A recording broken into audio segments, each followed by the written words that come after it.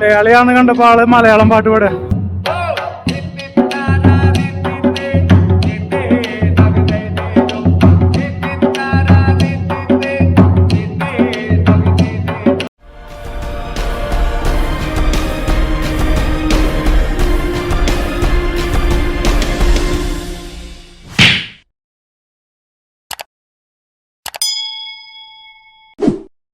എല്ലാവർക്കും നമസ്കാരം. Back pack വ്ളോഗ്സിന്റെ പുതിയൊരു വീഡിയോയിലേക്ക് എല്ലാവർക്കും സ്വാഗതം. നമ്മളിപ്പോൾ ഉള്ളത് ജോധ്പൂരിലാണ്. Kerala to Kashmir winter ride സീരീസിന്റെ വീഡിയോ ആണ് നിങ്ങളിപ്പോൾ കണ്ടുകൊണ്ടിരിക്കുന്നത്.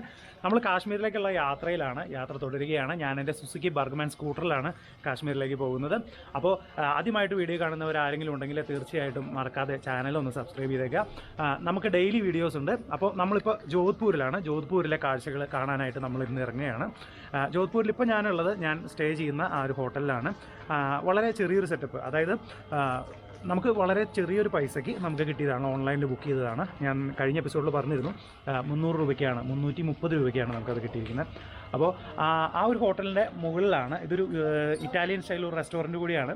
അപ്പോൾ അതിൻ്റെ മുകളിൽ നിന്ന് കാണുന്ന ഒരു മനോഹരമായിട്ടുള്ളൊരു കാഴ്ച ഞാൻ നിങ്ങൾക്ക് ആദ്യം കാണിച്ചു തരാം. കണ്ടോ, കിടുമല്ലേ? ജോധ്പൂർ നഗരത്തിൻ്റെ മനോഹരമായിട്ടുള്ളൊരു ദൃശ്യമാണ് കാണുന്നത്. നേരെ മുകളിൽ നമുക്ക് വലിയൊരു കോട്ട കാണാം. ആ കോട്ട മാക്സിമം നമുക്ക് എന്തായാലും ഇന്ന് പോയി കാണണം. ഇവിടെ എന്തൊക്കെ കാഴ്ചകൾ നമുക്ക് കാണാനുണ്ടോ അതൊക്കെ നമുക്കിന്ന് പോയി കാണണം. അപ്പോൾ ഞാനിപ്പോൾ താമസിക്കുന്ന ഹോട്ടലിൻ്റെ മുകളിൽ നിന്നുള്ള വ്യൂ ആണ് നമ്മളിപ്പോൾ കണ്ടുകൊണ്ടിരിക്കുന്നത്. ശരിക്കും നഗരത്തിലെ വീടുകളാണ്, ഇതൊക്കെ താമസ സ്ഥലങ്ങളാണ് ഈ കാണുന്നത്. ഇപ്പോൾ ഇതിൻ്റെ ഒരു സൈഡ് നമുക്ക് മുഴുവനായിട്ട് വിസിബിളാണ്. ഈ ഒരു ഭാഗത്ത് നിന്ന് ഇതിൻ്റെ ടെറസിൻ്റെ മുകളിലാണ് നമ്മളിപ്പോൾ നിൽക്കുന്നത്. ഇതൊരു ചെറിയൊരു സ്റ്റൈൽ ഒരു റെസ്റ്റോറൻറ്റ് കൂടിയാണ്. ആ ഒരു റെസ്റ്റോറൻറ്റിൻ്റെ മുകളിലാണ് നമുക്ക് ഈ ഒരു വ്യൂ ഉള്ളത്. നമ്മുടെ തൊട്ട് താഴത്തെ നിലയിലാണ് നമുക്ക് താമസവും കാര്യങ്ങളൊക്കെ ഉള്ളത്.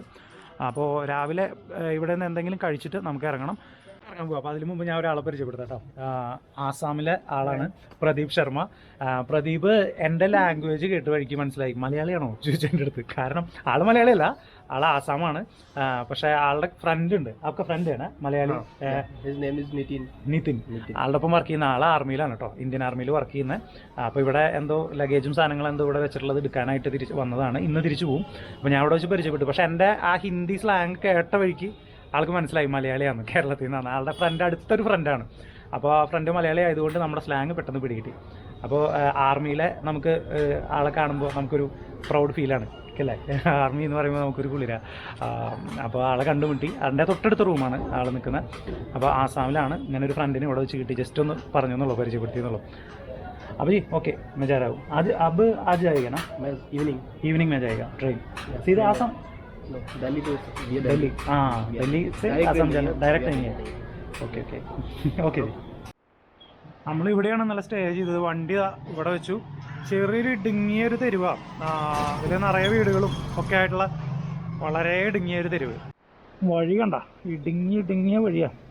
ഇവിടെ ബൈക്ക് തന്നെ വയ്ക്കാൻ ഭയങ്കര ബുദ്ധിമുട്ടാണ്. അതിൻ്റെ ഇടയിൽ കൂടെയാണ് ഓരോ ബൈക്കുകൾ ഇതിൽ കൂടെ പോകുന്നുണ്ട്.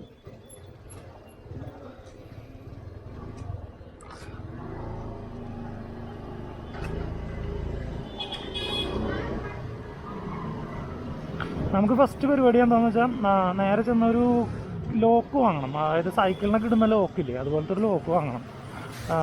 അത് നമ്മുടെ ഹെൽമെറ്റ് ഒന്ന് ലോക്ക് ചെയ്ത് വെക്കാനാണ്. കാരണം ഇവിടെ ഹെൽമെറ്റ് നിർബന്ധമാണ്. പക്ഷെ നമ്മൾ സ്ഥലങ്ങളൊക്കെ കാണാൻ പോകുമ്പോൾ നമ്മൾ കറങ്ങി കഴിഞ്ഞാൽ പിടിച്ച് കഴിഞ്ഞാൽ ഫൈൻ അടയ്ക്കേണ്ടി വരും. അപ്പോൾ ആ ഒരു ലോക്ക് വാങ്ങിക്കഴിഞ്ഞാൽ നമുക്ക് വണ്ടിയുമേ ലോക്ക് ചെയ്ത് ഹെൽമെറ്റ് ലോക്ക് ചെയ്ത് പോവാം.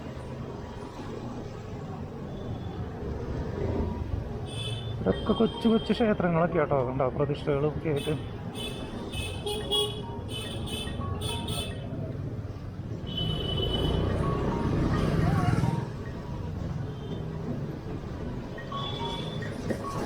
ഇത് കണ്ടോ, ഇവിടെ സെൻറ്ററിലെ ഒരു ക്ലോക്ക് ടവറാണിത്. ഇതിൻ്റെ ചുറ്റും കല്ലുകൾ പാകിയിട്ട് നല്ല അടിപൊളിയായിട്ടുണ്ട്. പക്ഷേ കല്ലൊക്കെ ഇങ്ങനെ കുണ്ടും കുഴിയാണ്. അതൊരു പരന്ന് നല്ല ക്ലിയർ ആയിട്ടല്ല പാകിയിരിക്കുന്നത്. അപ്പോൾ ചിലപ്പോൾ അത് തേഞ്ഞു പോയതാണെന്ന് അറിയില്ല. വണ്ടി ഓടിക്കാൻ ഭയങ്കര ബുദ്ധിമുട്ടാണ്. ഇവിടെ കണ്ടോ, ഇതൊക്കെ ആകെ പൊട്ടി പൊളിഞ്ഞ പോലെയാണ് കിടക്കുന്നത്. കുഴിഞ്ഞും അതൊക്കെ ആയിട്ട് ഒരു നിരപ്പായ രീതിയിലല്ല. നമുക്കിവിടെ സൈക്കിളിൻ്റെ ചില ഷോപ്പുകളുണ്ടെന്ന് പറഞ്ഞു. അപ്പോൾ അവിടെ നിന്ന് ആ ലോക്കൊന്ന് ചോദിക്കാനാണ് ഇവിടെ വന്നത്. ക്ലോക്ക് ടവറിൻ്റെ അടുത്തെന്ന് പറഞ്ഞത്. ചോദിക്കട്ടെ.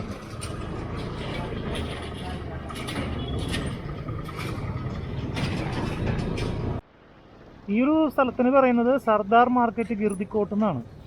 ഇവിടെ എഴുതി വെച്ചിട്ടുണ്ട്, അത് കണ്ട് പറഞ്ഞ കേട്ടോ. അപ്പോൾ ഒരു മാർക്കറ്റ് ഏരിയ ആണത്, നിറയെ കടകൾ. പക്ഷേ എല്ലാ കടകൾക്കും ഒരു യൂണിറ്റി ഉണ്ട്. എന്താണെന്ന് വെച്ചാൽ അതിൻ്റെ ബോർഡുകളെല്ലാം ഗവൺമെൻറ് ആ ഒരു ഇത് കൊടുത്തിരിക്കുന്നതെന്ന് തോന്നുന്നു. ഒരേപോലത്തെ ഒരു ഫ്ലക്സ് ടൈപ്പ് ഒരു സംഭവമാണ് യൂസ് ചെയ്തിരിക്കുന്നത്. അതിൻ്റെ എല്ലാ എഴുത്തും ഒരുപോലെ, ആ ഒരു പ്രദേശം ഒരുപോലെ നിലനിർത്താൻ വേണ്ടിയിട്ടായിരിക്കും ചിലപ്പോൾ ചെയ്തിരിക്കുന്നത്.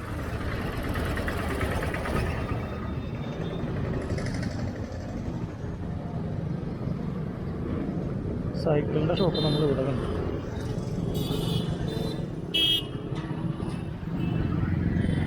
ഈ ഒരു വഴിയിൽ നിറയെ സൈക്കിൾ കടകളാണ്. അപ്പോൾ എന്തായാലും നമ്മൾ ഉദ്ദേശിക്കുന്ന സംഭവം ഇവിടെ കിട്ടാനുള്ള സാധ്യതയുണ്ട്. ഇവിടെ കയറി നോക്കാം. അതായത് കണ്ടോ, ഈ ഒരു സൈഡ് മൊത്തം, അതുപോലെ തന്നെ ലെഫ്റ്റ് സൈഡിലും ഇതൊക്കെ സൈക്കിളിൻ്റെ ഷോപ്പുകളാണ്. കയറി ചോദിക്കാം.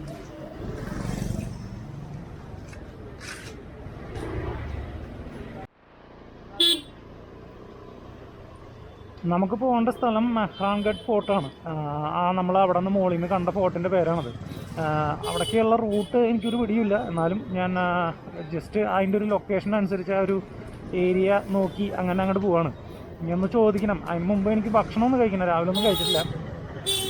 അപ്പോൾ നമുക്ക് ഇവിടെ നമ്മൾ നിൽക്കുന്ന ഹോട്ടലിൽ ഭയങ്കര കത്തിയാണ്. അത് മെയിനായിട്ട് ഫോറിനേഴ്സിന് ഉദ്ദേശിച്ചുള്ളൊരു സംഭവമാണ്. അവിടെ ഭയങ്കര കത്തിയാണ് ഫുഡ്. അപ്പോൾ എന്തായാലും ഇനി ഫുഡ് അവിടെ നിന്നില്ല, പരമാവധി പുറത്തുനിന്ന് കഴിക്കാനാണ്. അപ്പോൾ ഇതാണ് അവസ്ഥ. ആളുകൾ കണ്ടില്ലേ, മുന്നിൽ ഒന്നും മാറില്ല, ഇങ്ങനെ നടക്കും. ഭയങ്കര തിരക്കാണ് ഈ ഒരു ടൗണിൽ. പഴയ ഒരു ടൗണാണ്, നല്ല പഴക്കമുള്ള കെട്ടിടങ്ങളാണ്. കണ്ടോ, ഇതിൻ്റെയൊക്കെ മുകളിൽ കണ്ടോ.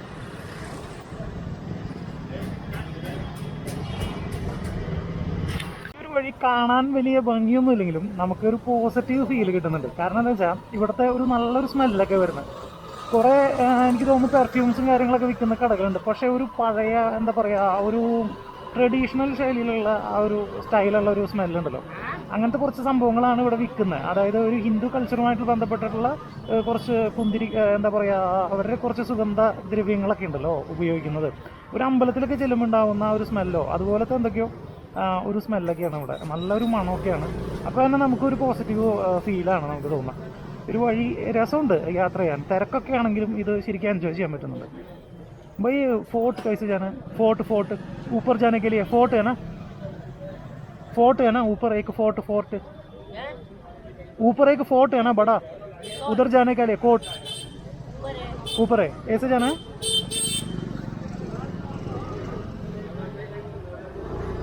ഞാൻ വഴി പറയുന്നേട്ടാ. ഫോർട്ട് എന്നൊന്നും പറഞ്ഞാൽ ചിലപ്പോൾ പിള്ളേർക്ക് മനസ്സിലാവുന്നില്ല. വഴികൾ കണ്ട നല്ല പഴക്കമുള്ള, ഒരുപാട് പഴക്കമുള്ള ബിൽഡിങ്ങുകളൊക്കെയാണ് കേട്ടോ അതിൻ്റെ ഇടയിലൊക്കെ കാണുന്നത്.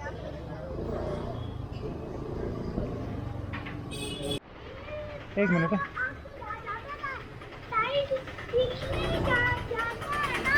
हाँ हाँ वो फोर्ट है ना ऊपर. किले जाना है. हाँ हाँ तो सीधा सीधा जाना, बल्लचोर जाना. किले नहीं, ये सीधा है ना. ओ ओके.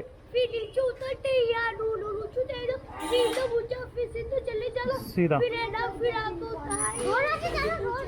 ओके भैया, थैंक यू. वो ऊपर जाना है, वो फोर्ट के ऊपर. ओके ओके ओके जी, थैंक यू.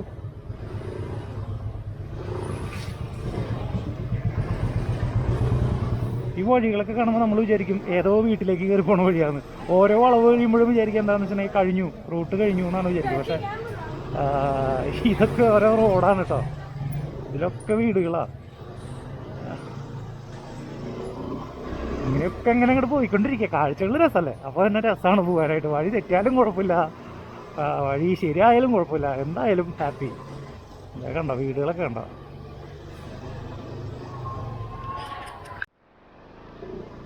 ഇനി ഈ വഴിയൊക്കെ നമ്മളെങ്ങനെ തിരിച്ചു പോകുന്ന ആലോചിക്കുമ്പോൾ ഒരു പിടിയില്ല കേട്ടോ. ഇപ്പോൾ വന്ന വഴികൾ എങ്ങനെയാണ് എന്നൊന്നും ഒരു ഐഡിയയും കിട്ടില്ല, ആർക്കും കിട്ടില്ല ഇവിടെ. അതുപോലത്തെ വഴികളാണ്, അതാ കണ്ടില്ലേ. ഇവിടുത്തെ ഒരു കാര്യം ശ്രദ്ധിച്ചു, ഇവിടെ താമസിക്കുന്ന ആളുകൾക്ക് ഇപ്പോൾ ഒരു കാറ് വാങ്ങണം എന്ന് ആഗ്രഹിച്ചാലും കാറ് വാങ്ങാനുള്ള കാശുണ്ടെങ്കിൽ പോലും ഇവിടെ വാങ്ങാൻ പറ്റില്ല. കാരണം ഇവിടെ ബൈക്കേ പറ്റുള്ളൂ.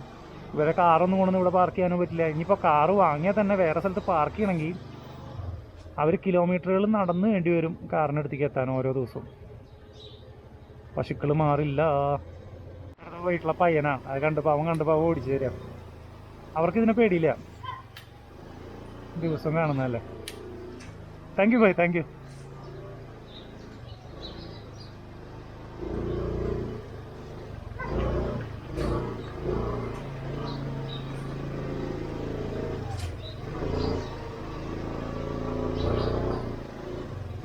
എൻ്റെ അമ്മോ, ഒരു എളുപ്പമല്ല കേട്ടോ. അവ ഇത്തിരി പെശക ലെഫ്റ്റ് സൈഡിൽ നിൽക്കണം.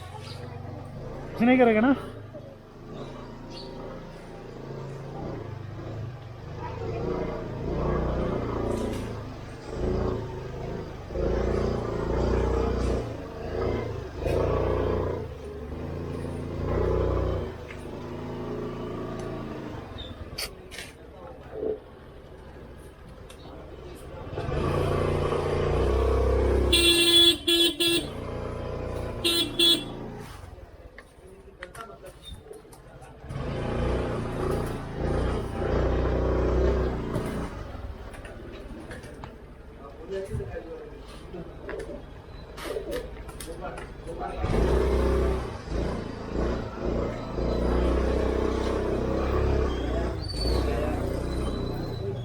റോഡിൻ്റെ സൈഡിലെത്തിയിട്ടുണ്ട്. ഏതാണ് ഇതിൻ്റെ ശരിക്കുള്ള ഗേറ്റ് എന്നൊന്നും അറിഞ്ഞിട്ടില്ല. ഇവിടെയാണ് ഇപ്പോൾ എത്തിയിരിക്കുന്നത്. ബൈക്ക് ഞാൻ അവിടെ വെച്ചിട്ടുണ്ട്. അവിടെ 2 അപ്പാപ്പന്മാർ ഇരിപ്പുണ്ട്. അവർ പറഞ്ഞു ഒന്നും പേടിക്കണ്ട മോനെ, അവിടെ ധൈര്യമായിട്ട് വെച്ചോ, ധൈര്യമായിട്ട് പൊക്കോ എന്ന് പറഞ്ഞു. അപ്പോൾ ആ വെച്ച് ദേ പോവാണ്. ഇനി ഇവിടെ ടിക്കറ്റ് എന്തോ കാര്യങ്ങളുണ്ടോ എന്നൊക്കെ ഒന്ന് അന്വേഷിക്കട്ടെ. ഇവിടെ ഇപ്പോൾ ആരും കാണാനില്ല. മെഹ്റൻ ഫോർട്ട് എന്നാണ് ഇത് അറിയപ്പെടുന്നത്. ഇതിൻ്റെ കാര്യങ്ങൾ ഞാൻ അന്വേഷിച്ചപ്പോൾ അറിയാൻ സാധിച്ചത് ഇവിടെ ഒരു സെക്യൂരിറ്റി ഉണ്ട്. അദ്ദേഹത്തോട് കുറച്ച് കാര്യങ്ങൾ ചോദിച്ചു. ഇവിടെ ഗൈഡും കാര്യങ്ങളൊന്നും ഇല്ല കേട്ടോ. ഇത് 1459 ആണ് പണി കഴിപ്പിക്കുന്നത്. റാവു ജോധ എന്ന് പറഞ്ഞ ഒരു ഭരണാധികാരിയാണ് ഇത് പണി കഴിപ്പിച്ചത്. അതായത് 410 അടി ഉയരത്തിൽ വലിയ മതിൽക്കെട്ടിൽ നിർമ്മിച്ചിട്ടുള്ള വളരെ പ്രൊട്ടക്ഷനിലാണ് ഈ ഒരു സംഭവം നിർമ്മിച്ചിരിക്കുന്നത്. അങ്ങനെ വലിയ വാളുകളൊക്കെ ആയിട്ട് നിർമ്മിച്ചിട്ടുള്ള വലിയൊരു കോട്ടയാണ് ഈ ഒരു സംഭവം. കുറച്ചും കൂടെ ഡീറ്റെയിൽസ് ഉണ്ട്. ഇതിന് മെയിനായിട്ട് അറിയാൻ സാധിക്കുന്ന 7 കവാടങ്ങളുണ്ട്. ആ 7 കവാടങ്ങളും പല കാലഘട്ടങ്ങളിലായിട്ട് നിർമ്മിച്ചിട്ടുള്ളതാണ്. പല സംഭവങ്ങൾ ഉണ്ടായത് അതിൻ്റെ ഒരു സ്മരണാർത്ഥമാണ് പല വാതിലുകൾ, അതായത് കവാടങ്ങൾ നിർമ്മിച്ചിരിക്കുന്നത്. അതിന് ഓരോ പേരുകളുണ്ട്. വിക്ടറി ഗേറ്റ്, അങ്ങനെ പല പേരുകളിലാണ് ഓരോ കവാടങ്ങൾ അറിയപ്പെടുന്നത്. നമ്മളിപ്പോൾ കടക്കുന്ന ഗേറ്റ് ഏതാണെന്ന് ഞാൻ ചോദിച്ചില്ല കേട്ടോ. വമ്പനൊരു സംഭവമാണ് കേട്ടോ. ഞാൻ അടിയിൽ നിന്ന് മുകളിലായിട്ട് നോക്കുമ്പോൾ നമുക്ക് പേടിയോ, അത്രയും വലിയ സംഭവമാണ്. ഒരുപാട് വലിപ്പമാണ്.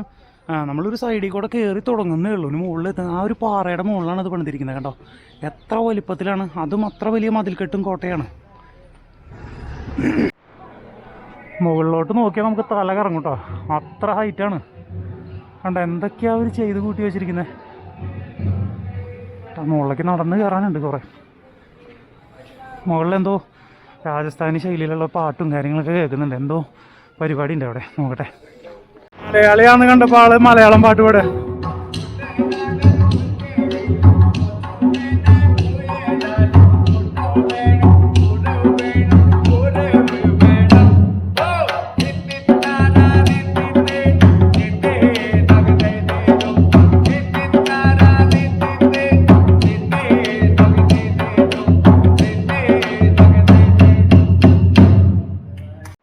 നമ്മളെ കണ്ടപ്പോൾ അടിപൊളി ഒരു മലയാളം പാട്ടൊക്കെ പാടി കുട്ടനാടൻ മുഞ്ചയില്. പിന്നെ 2 മലയാളികളാട്ടോ. ഇവരോട് അവിടെ വെച്ച് ചോദിക്കായിരുന്നു, ആള് ചോദിക്കായിരുന്നു എന്താ എവിടെന്നാന്ന് ചോദിച്ചപ്പോൾ കേരള ആകുമ്പോൾ ഞാൻ തിരിഞ്ഞു നോക്കി.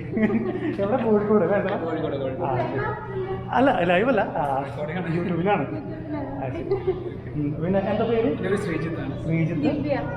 ദിവ്യയുടെ PG ചെയ്യുന്നു. ശരി, സന്തോഷം. കണ്ടതിൽ സന്തോഷം. ഇവിടെ കയറി വരുമ്പോൾ ഒരുപാട് ഇതുപോലെ വാദ്യോപകരണങ്ങളൊക്കെ ആയിട്ടുള്ള ആളുകളുണ്ട്. അവർ എല്ലാ ഭാഷയിലുള്ള സംഭവം പഠിച്ചിട്ടുണ്ട്. ഇപ്പോൾ കേട്ടില്ലേ കുട്ടനാടൻ മുഞ്ചയിൽ വായിച്ചത് മലയാളിയാന്ന് പറഞ്ഞു, അത് വായിച്ചു. അപ്പോൾ അവർക്ക് എല്ലാം അറിയാം. നമ്മളെന്തെങ്കിലും ഒന്ന് കൊടുക്കുക, ഒരു 10-20 കൊടുത്താൽ സന്തോഷമായി. അപ്പോൾ അങ്ങനെ കുറേ ആളുകൾ ഈ വഴിയിലൊക്കെ നമുക്ക് ഇങ്ങനെ കാണാൻ പറ്റും. പിന്നെ ഇതാ മലയാളികളെ 2 പേരെ കണ്ടു. ഇനി നമുക്ക് കയറി ബാക്കി കാഴ്ചകൾ കാണാം. മുകളിലോട്ട് കയറി വരുമ്പോഴുള്ള കാഴ്ച ഇതാണ്. പഴയകാല ചില ഫോട്ടോസൊക്കെ ഇവിടെ വെച്ചിട്ടുണ്ട് കേട്ടോ. ഏതാ രാജാവ് എന്നൊന്നും ചോദിക്കരുത്, എനിക്കറിയില്ല. അതിവിടെ ഡിസ്പ്ലേ ചെയ്തിട്ടുമില്ല. സംഘർ ചോക്കി എന്നാണ് ഇതിന് ഈ ഒരു സ്ഥലത്തിന് പറയുന്നത്. പഴയ ബ്ലാക്ക് ആൻഡ് വൈറ്റ് ഫോട്ടോസ്. ഒരെണ്ണം പെയിൻറ്റിങ് ആണ്. ഒരു രാജാവ് എന്ന് പറയുമ്പോൾ ചെറിയ കൊച്ചാണ് കേട്ടോ. ഇവിടെ ഡീറ്റെയിൽസ് എഴുതിയിട്ടുണ്ട്. ശൃംഗാർ ചൗക്ക് എന്നാണ് പറയുന്നത്. ശൃംഗാർ ചൗക്ക് കോട്ടയാടാണ്.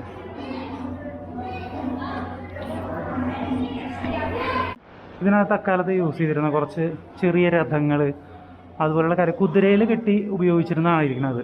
കാരണം അതില്ല, അപ്പോൾ ഇരിക്കുന്ന ഭാഗമാണ് ഈ കാണുന്നത്. 2 സ്റ്റെപ്പായിട്ട് ഇരിക്കുന്ന ഭാഗങ്ങളാണ്. സിംഗിൾ സീറ്റ്, അതുപോലെ തന്നെ ഡബിൾ ഫ്രണ്ടിൽ. ഇത് കുതിരയുടെ മുകളിൽ, കുതിരവണ്ടിയുടെ മുകളിൽ വെച്ചിട്ടുള്ള ഭാഗമാണ് ഈ ഒരു സംഭവം കാണുന്നത്. സോറി, എലഫൻ്റാണ് കേട്ടോ. എലഫൻ്റ് ആനയുടെ പുറത്ത് വെക്കുന്ന ഒരു ഭാഗമാണ് ഈ കാണുന്നത്. ആനയുടെ മുകളിൽ ഈ ഒരു സംഭവം വെച്ചിട്ട് അതിൻ്റെ മുകളിലാണ് അവരിരുന്ന് യാത്ര ചെയ്യുന്നത്. ശരിക്കും സൈന്യത്തിൻ്റെ ഒരു ഭാഗമാണല്ലോ ആന സൈന്യം. ആനയുടെ ഒരു വിഭാഗം തന്നെ ഉണ്ടായിരുന്നു. അപ്പോൾ പലപ്പോഴും ഏതൊരു മുസ്ലിം റൂളർ ഇവിടെ വന്നിപ്പോൾ പുറമേ നിന്നുള്ള പുറം രാജ്യത്തു നിന്നുള്ള, ഇന്ത്യക്ക് പുറത്തു നിന്നുള്ള ഏതൊരു റൂളർ ഇവിടെ അറ്റാക്കിന് വന്നപ്പോൾ ഞാൻ കേട്ട അലക്സാണ്ടർ ആയിരിക്കണം. എൻ്റെ നിഗമനം ശരിയാണെങ്കിൽ, ചിലപ്പോൾ തെറ്റുണ്ടാവാം, ചരിത്രത്തിലുള്ള എൻ്റെ ഒരു ഇതിൻ്റെ കുറവായിരിക്കും. അലക്സാണ്ടറിനെ കണ്ട ഇന്നോവേഷൻ ഇവിടെ ഉണ്ടായിരുന്ന കാലത്ത് നമ്മുടെ ആനയുടെ സൈന്യമാണ് ഇവിടെ പിടിച്ചു നിൽക്കാൻ ഏറ്റവും ബുദ്ധിമുട്ട് വന്നതെന്ന് പറയുന്നത് കേട്ടിട്ടുണ്ട്. ആനകൾ ആയിട്ടുള്ള സൈന്യത്തിൻ്റെ മുന്നിൽ അവരുടെ സൈന്യം ശരിക്കും ഭയന്നു എന്നാണ് പറയുന്നത്. അപ്പോൾ അതിൻ്റെ മുകളിൽ ഇരിക്കാൻ ഉപയോഗിച്ചിട്ടുള്ള സംഭവങ്ങളാണ് ഈ കാണുന്നതൊക്കെ. കണ്ടോ, ഇതൊക്കെ സിമ്പിൾ ഒരു സീറ്റാണ്. കുറച്ചും കൂടി രാജകീയമായിട്ടുള്ളൊരു സീറ്റ് എന്ന് പറഞ്ഞാൽ ഇതാണ്. കണ്ടോ, ഇതൊക്കെ ആനയുടെ പുറത്ത് അവർ വെച്ചിട്ട് ഇതിലാണ് ഇരുന്ന് പോവുക. കാണുന്നതൊക്കെ പല്ലക്കുകളാണ്. അതായത് നമ്മുടെ നാട്ടിലൊക്കെ ആളുകൾ 4 തോളത്ത് വെച്ചിട്ട് കൊണ്ടുപോയിരുന്നത്, രാജ്ഞിമാരെയും ഒക്കെ കൊണ്ടുപോയിരുന്ന തരം പല്ലക്കുകളാണ് ഇവിടെ വെച്ചിരിക്കുന്നത്. പലതരത്തിലുള്ള പല്ലക്കുണ്ട്. വളരെ സിമ്പിൾ സ്റ്റൈലുള്ള പല്ലക്കുണ്ട്, കുറച്ച് രാജകീയമായിട്ടുള്ള പല്ലക്കുണ്ട്. ഇതൊക്കെ ഉണ്ടോ. ഇനി ഫുൾ കവേർഡായിട്ടുള്ള ഒരു പല്ലക്കും ഇവിടെ കാണാം. ഇതൊക്കെ കണ്ടോ, ഇതൊക്കെ 2 പേരൊക്കെ തോളത്ത് വെച്ച് കൊണ്ടുപോകുന്നത്. ഇതിനകത്ത് ശരിക്കൊരു റൂമാണ്, ഒരു സിസ്റ്റം വിത്ത് ലോക്കും കാര്യങ്ങളൊക്കെ ആയിട്ട്. ഇതൊക്കെ പലതരത്തിലുള്ള പല്ലക്കുകളാണ് ഇവിടെ യൂസ് ചെയ്തിരിക്കുന്നത്. കേട്ടോ, മയിലിൻ്റെ ഡിസൈനൊക്കെ വെച്ചിട്ട് സിംഗിൾ സീറ്റഡാണിത്. ഇങ്ങനെ വെറൈറ്റിയാണ്, മൊത്തം വെറൈറ്റിയാണ്. വളരെ പ്രാധാന്യത്തോടെ ഡിസ്പ്ലേ ചെയ്തിരിക്കുന്ന ഒരു പല്ലക്കാണ് ഈ കാണുന്നത്. ഈ ഒരു പല്ലക്കിൻ്റെ ഒരു പ്രത്യേകത എന്ന് പറയുന്നത്, മഹാരാജ അഭയ് സിംഗ് ആണിത് ജോധ്പൂരിലേക്ക് കൊണ്ടുവന്നത്. ഇത് കൊണ്ടുവരാനുള്ള ഒരു സിറ്റുവേഷൻ എന്ന് പറയുന്നത്, ഗുജറാത്തിലെ സിർബുലാൻഡ് ഖാൻ എന്ന് പറഞ്ഞ ഒരു ഭരണാധികാരിനെ കീഴടക്കി 1730 ഇദ്ദേഹം യുദ്ധം ചെയ്ത് കീഴടക്കിയിട്ട് അവിടെ നിന്ന് കൊണ്ടുവന്നിട്ട് ജോധ്പൂരിലേക്ക് എത്തിച്ചതാണ് അദ്ദേഹം ഈ ഒരു പല്ലക്ക്. ഇതിന് വളരെ പ്രത്യേകതയുണ്ട്. ഗ്ലാസ് വർക്കുകളൊക്കെ ചെയ്തിട്ടുള്ള വളരെ റിച്ച് ആയിട്ടുള്ളൊരു പല്ലക്കാണ്. അന്നത്തെ കാലത്ത് ഗ്ലാസ് വർക്കുകളും കാര്യങ്ങളൊക്കെ പറഞ്ഞാൽ വളരെ റിച്ചാണ്. ഇവർ ഉപയോഗിച്ചിരുന്ന വാളുകളൊക്കെയാണ് ഡിസ്പ്ലേ ചെയ്തിരിക്കുന്നത്. വാളുകളൊക്കെ കണ്ടോ, നല്ല മൂർച്ചയുള്ള, അതിൻ്റെയൊക്കെ ഒരു മൂർച്ച കണ്ടോ. എത്ര പേര് ഇതുകൊണ്ട് മരണപ്പെട്ടിട്ടുണ്ടാവും, എത്ര പേര് ഈ ഒരു സാധനം ഉപയോഗിച്ച് കൊന്നിട്ടുണ്ടാവും എന്നൊക്കെ ഒന്ന് ആലോചിച്ച് പോകാട്ട് അറിയാതെ. പലതരത്തിലുള്ള വാളുകളാണ് ഇവിടെ ഡിസ്പ്ലേ ചെയ്തിരിക്കുന്നത്. ഈ ഒരു ഭാഗത്ത് ഈ ഒരു ഭരണാധികാരികൾ പല ഭരണാധികാരികളുടെ കാലഘട്ടങ്ങളിൽ നിലനിന്നിരുന്ന കോയിൻസാണ് കാണിച്ചിരിക്കുന്നത്. ഓരോ രാജാവും അദ്ദേഹത്തിൻ്റെ കാലത്ത് നിലനിന്നിരുന്ന കോയിൻസും കാണിച്ചിട്ടുണ്ട്. അവരൊക്കെ ഇറക്കിയിട്ടുള്ള കോയിനുകളാണ്. ഈ ഒരു സൈഡ് എന്ന് പറയുന്നത് മുഗൾ കോയിൻസാണ്. ഈ ഒരു ഭാഗം കാണുന്നത് മാർവാർ കോയിൻസാണ്. മാർവാർ രാജവംശത്തിൽപ്പെട്ട ഭരണാധികാരികളുടെ കാലത്തുള്ളത്. പിന്നെ അത് പ്രിൻസ്ലി സ്റ്റേറ്റ് കോയിൻസാണ്. സ്റ്റേറ്റിലെ ഓരോ ഭരണാധികാരികളുടെ കാലത്തെ കോയിൻസാണ്. ഇതിൽ ഗോൾഡ് കോയിൻസൊക്കെ ഉണ്ട് കേട്ടോ. പിന്നെ ഈസ്റ്റ് ഇന്ത്യ കമ്പനിയുടെ കോയിൻസും ഉണ്ട് ഇതിൽ. ഈ ഒരു ഭാഗം ഇതൊക്കെ ഈസ്റ്റ് ഇന്ത്യ കമ്പനിയുടെ കോയിൻസാണ്. കാണേണ്ട ഒരു സംഭവമാണ് ഇവർ ഉപയോഗിച്ചിരുന്ന തോക്ക്. ഈ ഒരു തോക്കിൻ്റെ വലിപ്പം എന്ന് പറഞ്ഞാൽ ഒരാളെക്കാളും ഹൈറ്റ് ഉണ്ടാവും. ഒരു 6 അടി ഹൈറ്റുള്ള തോക്കാണ് ഈ കാണുന്നത്. ഈ തോക്കിൻ്റെ കുഴൽ തന്നെ കണ്ടോ, അതിൻ്റെ ഒരു വലിപ്പം തന്നെ ഭയങ്കര വലിയ കുഴലുകളാണ്. ഒരു പക്ഷേ ഒരാളുടെ ദേഹത്തൊക്കെ ഈ കുഴലിൽ കൂടെ വരുന്ന ആ ഒരു ഉണ്ടയുടെ വലിപ്പം എന്തായിരിക്കും എന്ന് ഞാൻ ഒന്ന് ആലോചിച്ച് നോക്കുക. അതൊക്കെ കയറിപ്പോണ ഒരു അവസ്ഥ എന്താണ്. പക്ഷേ തോക്ക് ഭയങ്കര പവർഫുള്ളാണ്. പക്ഷേ അതിൻ്റെ ഒരുപാട് പ്രാകൃതമായിട്ടുള്ള രൂപമാണ്. ഇതിനേക്കാളൊക്കെ എത്രയോ നൂതനമായിട്ടുള്ള ഉപകരണങ്ങളാണ് ഈസ്റ്റ് ഇന്ത്യ കമ്പനി ഉപയോഗിച്ചിരുന്നത്. അതാണ് ഇവർക്കൊക്കെ പിടിച്ചു നിൽക്കാൻ ബുദ്ധിമുട്ട് വന്നത്. പക്ഷേ ഇവർ തോക്ക് ഉപയോഗിച്ചിരുന്നു. പക്ഷേ ഇതുപോലത്തെ തോക്കുകളാണ്. ഇതിലൊക്കെ ഉണ്ട നിറയ്ക്കാനും തിര നിറച്ച് മരുന്നൊക്കെ ഇട്ട് ഇളക്കി വെടി വെച്ച് വരുമ്പോഴേക്കും ഒരു സമയമാവും. അതാണ് കുഴപ്പം. പക്ഷേ അത് ഭയങ്കര പവർഫുള്ളാണ് സംഭവം. ഇനി പുറത്തിറങ്ങാം നമുക്ക്. ഭരണാധികാരികൾ, ഇവിടുത്തെ കൊച്ചു ഭരണാധികാരി ഒരാളെ ഇവിടെ ഡിസ്പ്ലേ ചെയ്തിട്ടുണ്ട്. അദ്ദേഹം ഉപയോഗിച്ചിരുന്ന ഡ്രസ്സാണിത്. ഈ കാണുന്ന സംഭവം കണ്ടോ. ഇതൊക്കെ പ്രത്യേകം ഡിസൈൻ ചെയ്ത സംഭവങ്ങളാണ്. അതൊക്കെ നല്ല വില വരുന്ന ഡ്രസ്സുകളാണ് ഈ കാണുന്നത്. ഈ ഒരു നടുവിൽ കാണുന്ന ഈ ഒരു വെള്ള ഡ്രസ്സിലിട്ടിട്ട് എടുത്ത ഫോട്ടോ ആണ് ഈ കാണുന്നത്. കണ്ടോ, നേരത്തെ എടുത്തിട്ടുള്ള ഫോട്ടോ ആണ്. ഒറിജിനൽ ഫോട്ടോ തന്നെയാണത്. പിന്നെ സ്ത്രീകൾ ഉപയോഗിച്ചിരുന്ന വേഷം ഇതായിരുന്നു.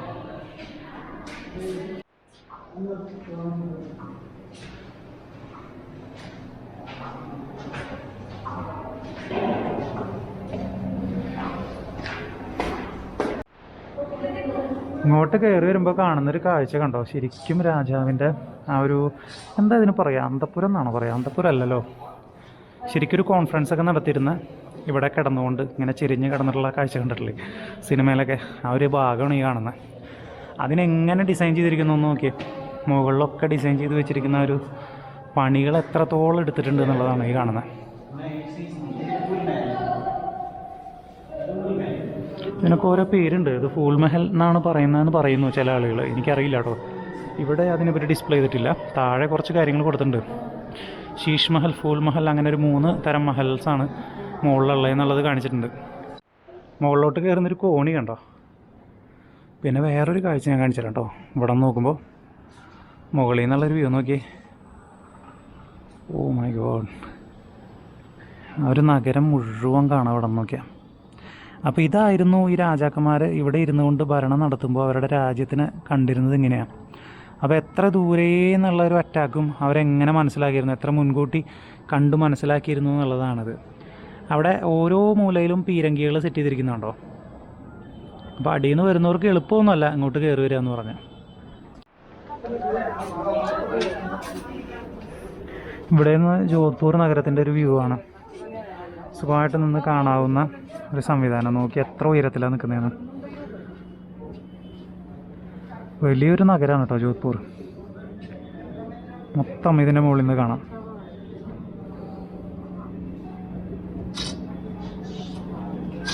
ഇത് മറ്റൊരു അന്തപുരം. ഇവിടെ കോൺഫറൻസ് ഒക്കെ നടക്കുന്ന വേറൊരു വലിയൊരു ഹാളാണ്. ഇത് കണ്ടാൽ എന്താ പറയുക, ഇതിൻ്റെ മുകളിലൊക്കെ ചെയ്തിരിക്കുന്ന വർക്കും ഇതിനകത്തും പെയിൻറ്റിങ്ങുകൾ എന്ന് പറഞ്ഞാൽ ഇങ്ങനെ കൊച്ചു കൊച്ചു പണികളാണ് ഇതിന് മുഴുവൻ മൊത്തം.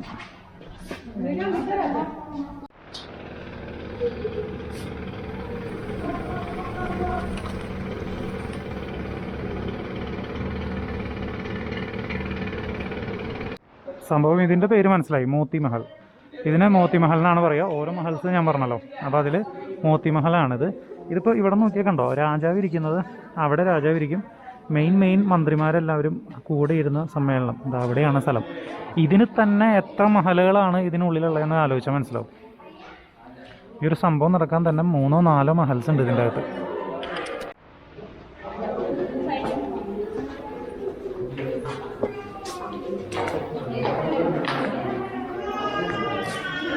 നമ്മുടെ മ്യൂസിയം ഏരിയ കഴിഞ്ഞു എന്നാണ് കാണിക്കുന്നത്. ഇനി ഫോർട്ട് ടൂർ കണ്ടിന്യൂസ് ഇങ്ങോട്ടാണ് കാണിക്കുന്നത്. ഇത് മ്യൂസിയം ഷോപ്പൊക്കെയാണ് കേട്ടോ. ഇവിടുന്ന് സാധനങ്ങളൊക്കെ വാങ്ങാൻ്റെ റൂട്ടാണ്. മ്യൂസിയത്തിൻ്റെ ഒരു ഭാഗം കടന്ന് നമ്മളിങ്ങോട്ട് പോകുന്നു. ഇനി ബാക്കി എന്തൊക്കെ ചുറ്റും കാണാനുള്ളതെന്ന് നോക്കട്ടെ.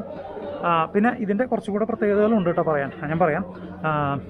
ഞാനൊന്നും രാവിലെ ഒന്നും കഴിച്ചിട്ടില്ല, നല്ല വിശപ്പുണ്ട്, വയറൊക്കെ ഇങ്ങനെ കത്തി കഴിയുന്നുണ്ട്. അപ്പോൾ എന്തായാലും ഇതിനകത്ത് കയറി കഴിക്കാമെന്ന് പറഞ്ഞാൽ എളുപ്പമല്ല. നമുക്ക് പുറത്ത് പോയിട്ട് കഴിക്കാൻ നോക്കാം. അതിന് മുമ്പ് ഇതിൻ്റെ വേറൊരു വ്യൂ ഒന്ന് ഞാൻ കാണിച്ചു തരാം. ഈ ഒരു കോട്ടയ്ക്കകത്ത് ഒരുപാട് ഹോളിവുഡ് ബോളിവുഡ് സിനിമകൾ ഷൂട്ട് ചെയ്തിട്ടുണ്ടെന്ന് പറയുന്നു.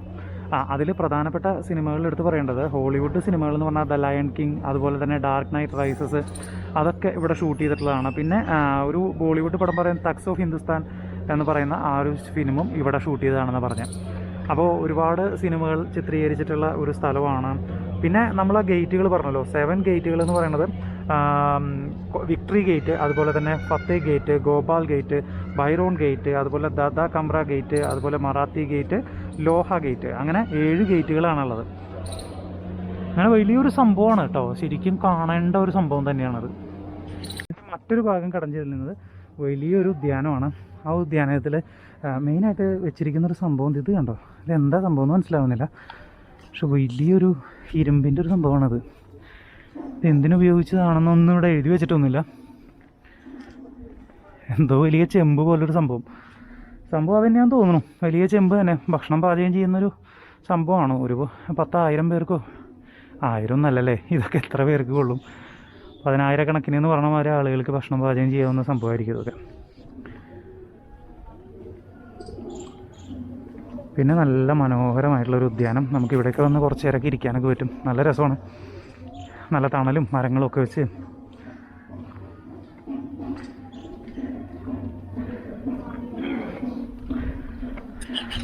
ഇതിൻ്റെ മുകളിൽ കണ്ടോ തേനീച്ചയുടെ കൂടോ അങ്ങനെ എന്തോ സംഭവമാണ് മുകളിൽ. നല്ല സ്ട്രോങ് സംഭവമാണ് എന്തോ. നല്ല ജീവികളുണ്ടോ എന്നൊന്നും അറിയില്ല. അതേ നിറയെ കൂടാണ് മുകളിൽ കാണുന്നത്. അപ്പോൾ ജോധ്പൂരിലെ ഫോർട്ടിലെ കാഴ്ചകൾ നിങ്ങൾക്ക് എല്ലാവർക്കും ഇഷ്ടമായെന്ന് വിശ്വസിക്കുന്നു. വലിയൊരു ഫോർട്ടാണ്, നമ്മൾ കണ്ടതിൽ വെച്ച് വലിയൊരു ഫോർട്ട് തന്നെയാണിത്. അപ്പോൾ ഇന്നത്തെ കാഴ്ചകളും വിശേഷങ്ങളും ഇവിടെ വെച്ച് തീരുകയാണ്. നമ്മൾ മറ്റ് കുറച്ച് കാഴ്ചകളുമായിട്ട് ജോധ്പൂരിലെ മറ്റ് വിശേഷങ്ങളും കാഴ്ചകളും സ്ഥലങ്ങളും ഒക്കെ ആയിട്ട് അടുത്ത വീഡിയോയിലൂടെ നാളെ വീണ്ടും വരും. അപ്പോൾ കേരള ടു കാശ്മീർ വിൻ്റർ റൈഡിൻ്റെ സീരീസാണ് നിങ്ങളിപ്പോൾ കണ്ടുകൊണ്ടിരിക്കുന്നത്. നമ്മൾ കേരളത്തിൽ നിന്ന് കാശ്മീരിലേക്ക് എൻ്റെ സ്കൂട്ടറിലാണ് യാത്ര നടത്തുന്നത്. അപ്പോൾ നമ്മളിപ്പോൾ നിൽക്കുന്നത് ജോധ്പൂരിലാണ്. ജോധ്പൂരിലെ കാഴ്ചകൾ ഇനിയും തുടരും. നാളത്തെ വീഡിയോയിൽ വീണ്ടും ഉണ്ടാവും പുതിയ കാഴ്ചകളും വിശേഷങ്ങളും. അപ്പോൾ വീഡിയോ കാണുന്ന ആരെങ്കിലും സബ്സ്ക്രൈബ് ചെയ്യാത്തതുണ്ടെങ്കിൽ ചാനൽ സബ്സ്ക്രൈബ് ചെയ്യുക. നിങ്ങൾ പരമാവധി നിങ്ങളുടെ സുഹൃത്തുക്കളിലേക്ക് വീഡിയോ ഷെയർ ചെയ്ത് സപ്പോർട്ട് ചെയ്യാം. നാളെ അടുത്ത വീഡിയോ ആയിട്ട് വീണ്ടും കാണാം. അതുവരെ എല്ലാവർക്കും ബൈ.